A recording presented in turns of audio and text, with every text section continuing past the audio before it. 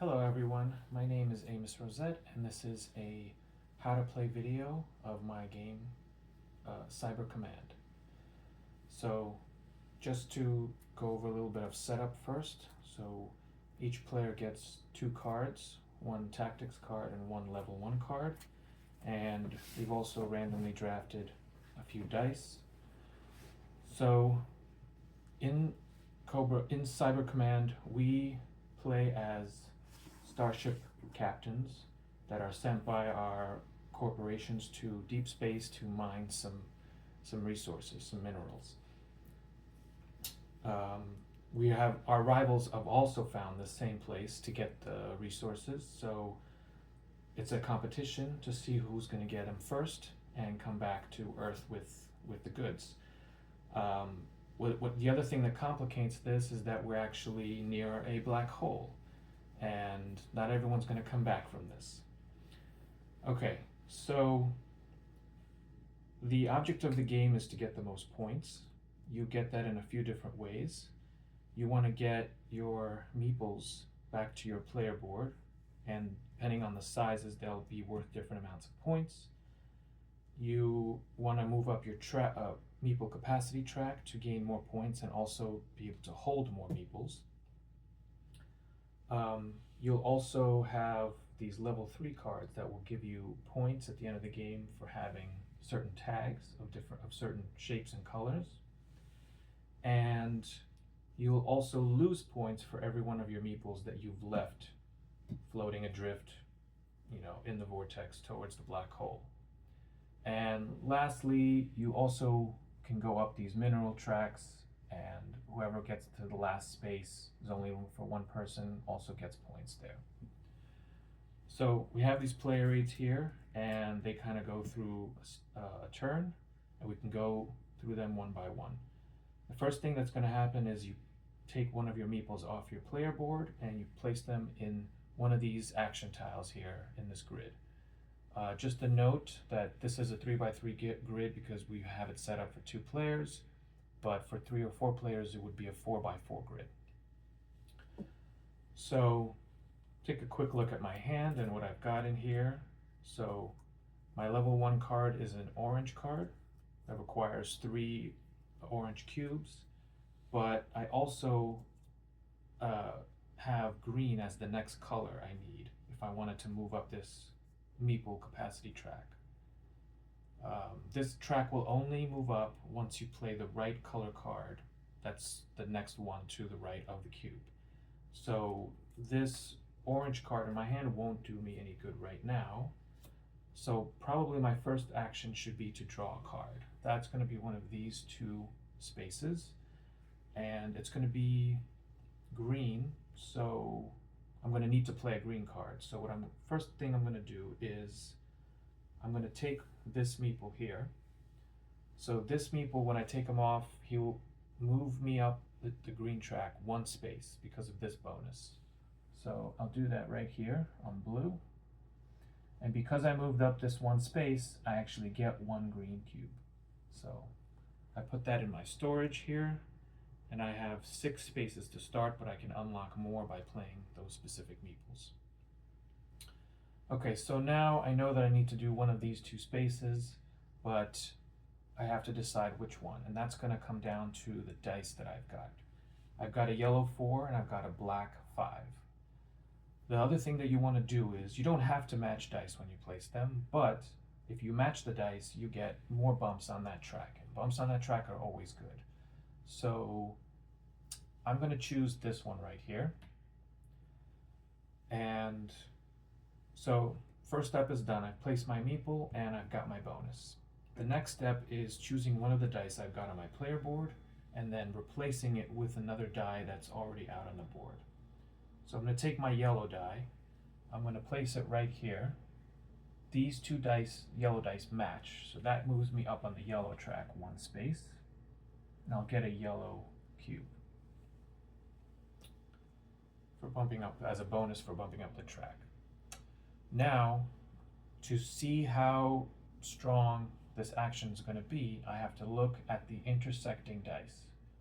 So the die here is a 4, the die here is a 1. It doesn't matter that they're different colors. The difference between those two dice is 3, so I have 3 pip values worth of card drawing actions I can do. So now I'm going to look over here at the card display. There are 4 different types of cards. There are tactics cards, there are level 1 cards, level 2 cards, and level 3 cards. Tactics cards and level 1 cards cost 1 pip to draft. Level 2 cards cost 2 pips, and level 3 cards cost 3 pips. You can always take the top card of the deck without any restrictions. For the tactics cards, they're always going to be top deck anyway. There is no display. If you want to draw a specific card that's revealed in the display, then that's going to be determined by the value of the die you've placed. In this case, I placed a 4, so that means I can only take cards from this column here because it says 3 and 4. Similarly, if I had placed a 1 or a 2, I'd be able to draft cards from this column, and if I had placed a 5 or a 6, I'd be able to draft cards from this column. So, looking back to my player board, I know that I need a green, and in this column here, there are no green cards that are available, and I have 3 pip values. So what I'm going to do is I'm just going to go for it. I'm going to take the top 2 cards of this deck and then 1 more tactics card. So that's a total of 3 pips values. So that's my card drawing action for this turn. The last thing I do is take the die that I replaced. In this case, it's the same, and I'll place it on the bottom row here of my spent dice section. I have a tile here that blocks the 3rd column because we can get a 3rd die at some point during the game if we complete one of these achievements. These achievements are random and they're based on player count. Since we have it set up for 2 players, we have 2 achievements. The ones that we have out here is put 5 of your meeples out, and that's easily determined by when you have 5 empty spaces here on your player board. The other one is return 3 meeples back to your headquarters. That's this bottom right space here. So the first person to achieve one of these will take the die and roll it, and that'll be another die they have available. Then that achievement is closed, no one else can do that, and then the other player would have to try to get the other achievement done. Okay, so I took the die back. The only other options I have left are to play cards from my hand, either some level 1, 2, or 3 cards if I had the resources, or some tactics cards, neither of which I can play, so now my turn is over. So let's say a couple of rounds later, we've had something like this.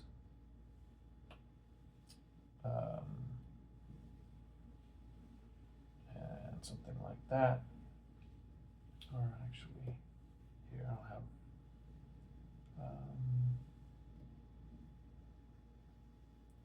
okay, so it's now my turn again. I know I want to get some green resources because I need to play a green card. I'm going to take this meeple out, and it's going to give me a green. And now I have to decide where to put it. I'm going to put it right here because that's the gain green resources action. So now I have to decide what die I'm going to place, and it's going to be either here or here because those are the spaces that are intersecting that spot. I have a 5 black, so I can't match any colors, which is unfortunate, but I can still get a lot of resources here. So I'm going to place it here. I'm not going to get a bonus, but the 5 that I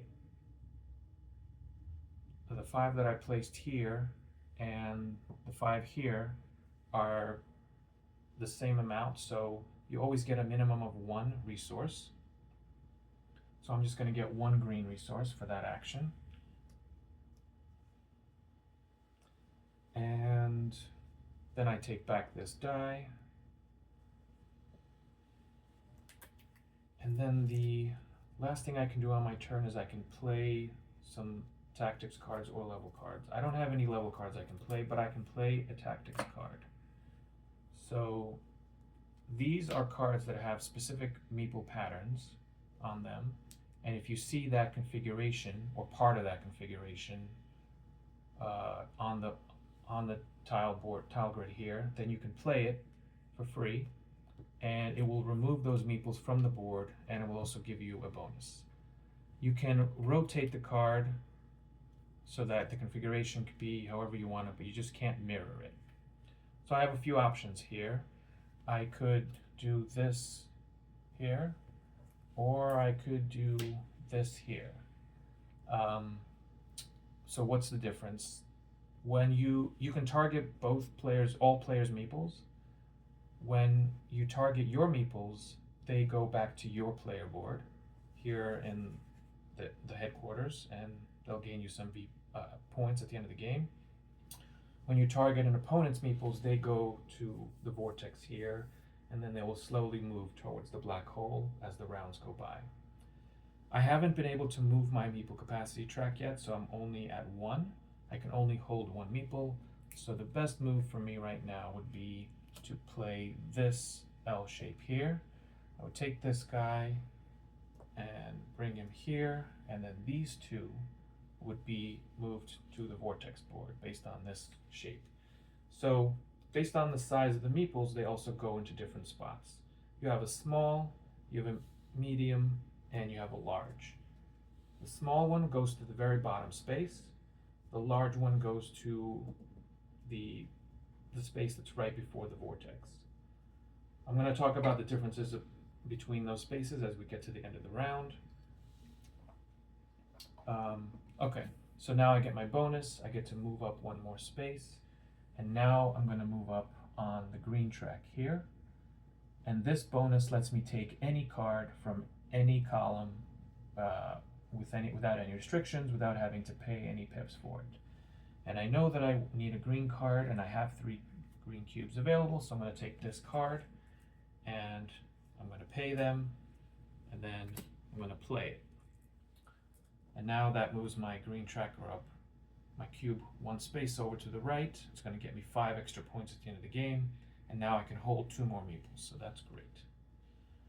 Okay, so I am done with my turn, and then we keep going until all players had spent all of their dice. Now, let's talk about the way that the vortex track works here. At the end of the round, each of these meeples will move up 1 space.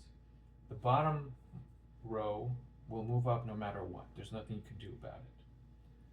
But the second row and the third row, they will move up unless the meeple's owner pays a resource equal to what it says here. So from this row, you'd have to pay any 1 resource to keep him in this row. Otherwise, he'd move up 1 space.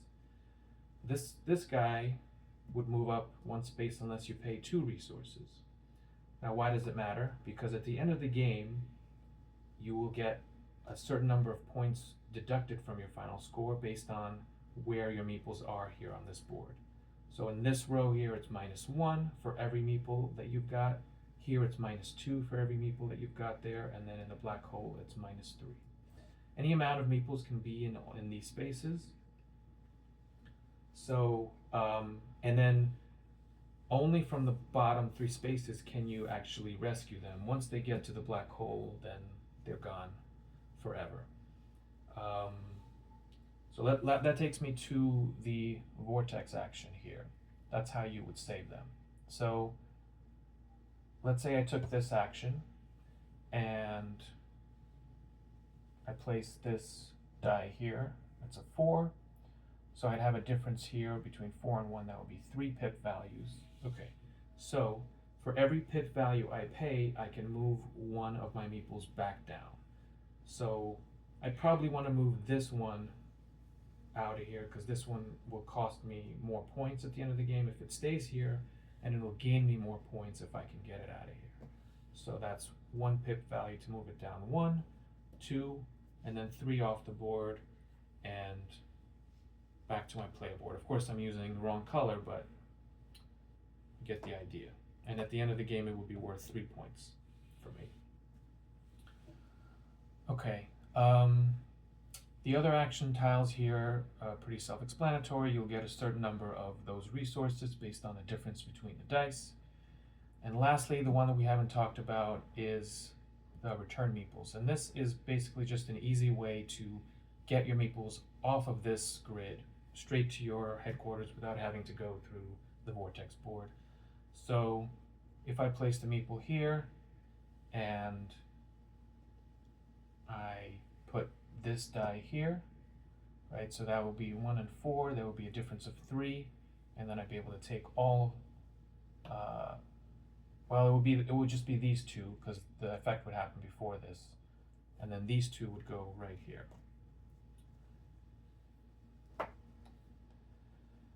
Okay, let's go through a few other effects that we might have on our player board here. So you've got this symbol here that just says get 1 of that color resource. You've got this symbol here that just moves you up 1 space on the mineral track, and then you get the bonus of whatever it says there.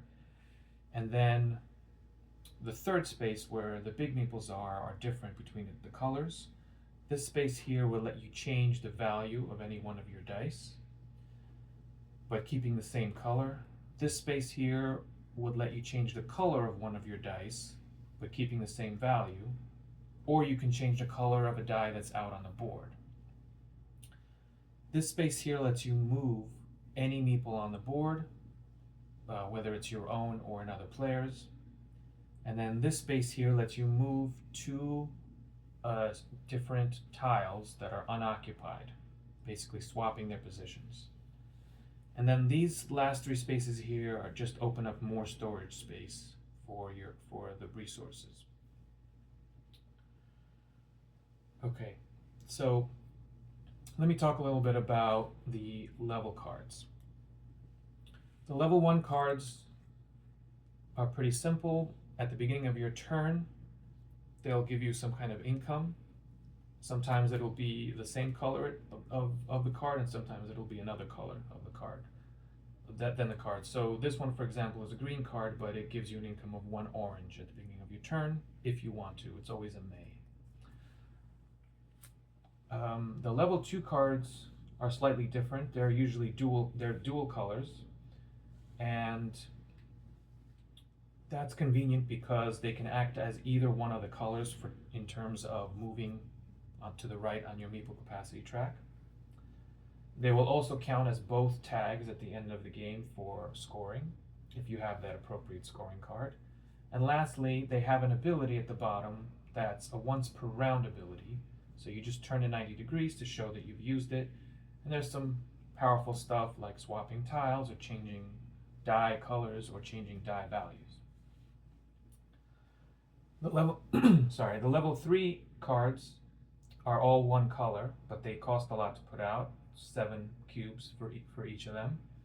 And they'll give you points at the end of the game for how many of those symbols you have at the top right of the cards. So for example, this is a yellow card, and it has 3 yellow squares at the top, and it'll give you 2 points for every yellow square you've got on your cards. So if I had this card, that would be 6 points just by itself. And then if I had this card in addition, that would be another 8 points. That would be another 2 points because there's 1 more square there, and then another yellow square there. So if I had this column of 3 cards played in front of me, that would be 10 points. All right. With the level cards, there's also a restriction on being able to play them based on this mineral track here.